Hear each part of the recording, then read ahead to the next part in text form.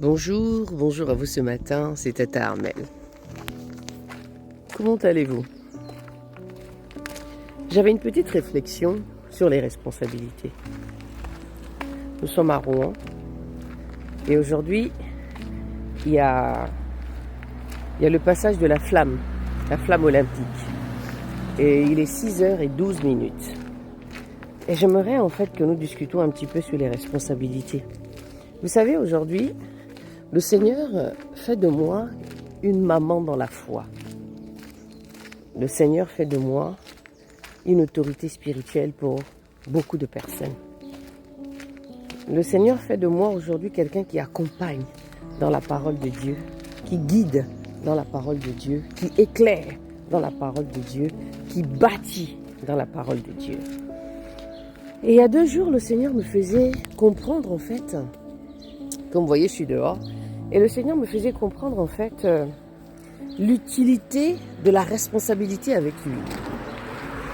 Donc nous avons l'histoire de Moïse, une très belle histoire, une histoire extraordinaire, une histoire qui nous parle, une histoire qui est vivante par rapport à l'histoire de Moïse, comment il a sorti le peuple d'Israël.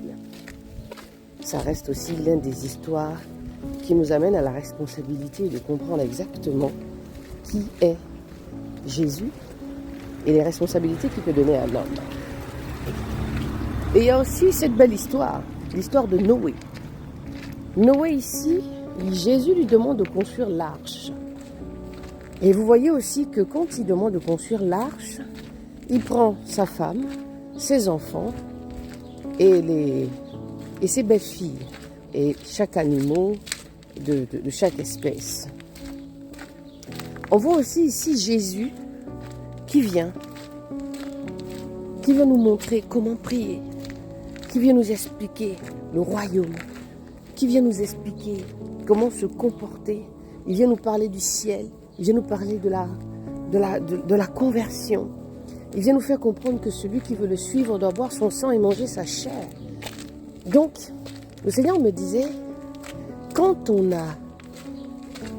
on commence à prendre les âmes, quand le Seigneur te confie les âmes, dont notamment ses enfants, parce que les enfants que nous avons entre les mains, ce sont d'abord les enfants de Dieu. Ce ne sont pas nos enfants à nous, il les appartient d'abord. C'est-à-dire que le Seigneur nous donne une responsabilité dans son royaume pour que nous puissions faire quelque chose. Je vous donne encore l'exemple de Paul avec Timothée. Dans les épîtres de Paul, Paul n'arrête pas de dire quelque chose qui est extraordinaire, c'est que je t'ai engendré.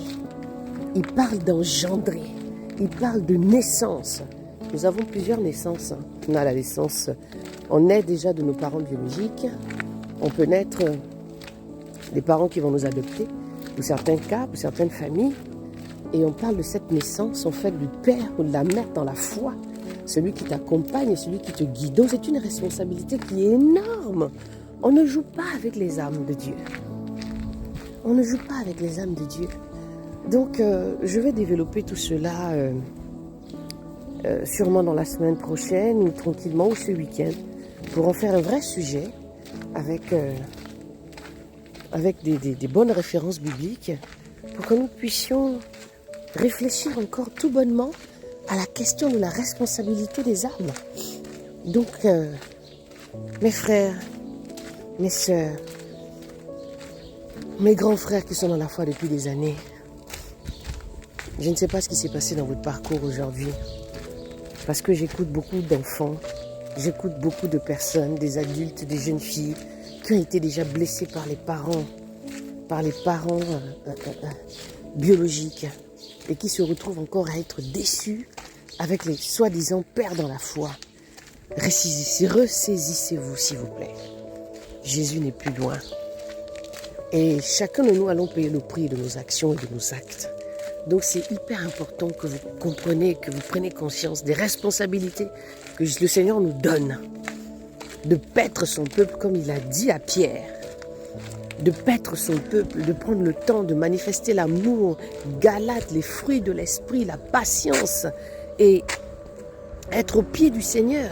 Parce que c'est lui qui nous donne la force de pouvoir paître son peuple correctement.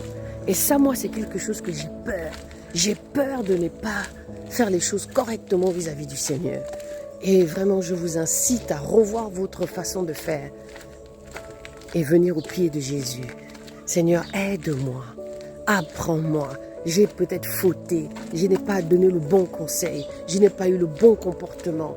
Parce que sachons que c'est de la manière que nous sommes, le comportement que nous allons apporter, que nous allons ramener les âmes à Dieu correctement. Et c'est pourquoi ce matin le Seigneur me met à cœur de pouvoir parler de ce sujet un tout petit peu, de le survoler avant de rentrer en plein dans un enseignement sur les responsabilités du Père dans la foi. Soyez bénis.